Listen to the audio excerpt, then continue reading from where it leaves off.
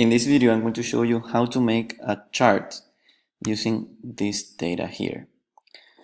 The first thing we have to do is open Google Sheets because we're going to do the graph in Google Sheets.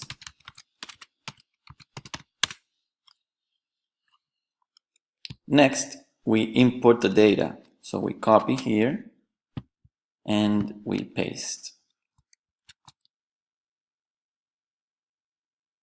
Now that we have the data, we have to insert the chart. And this is actually very simple. If we select all the data, we have to make sure to select the labels as well.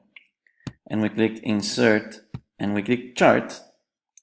We should have the chart that we want.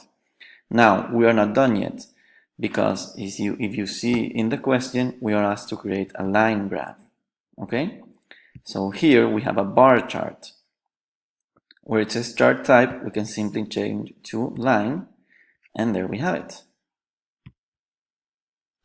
Now we can copy this chart and bring it back.